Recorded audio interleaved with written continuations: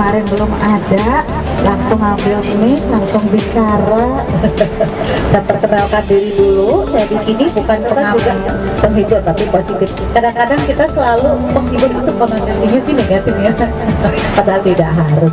Ya, saya di sini juga minyak bumi, gas, batu bara, perkebunan, karet, dan lain sebagainya. Seperti Bandung kan banyak perkebunan teh dan skala besar.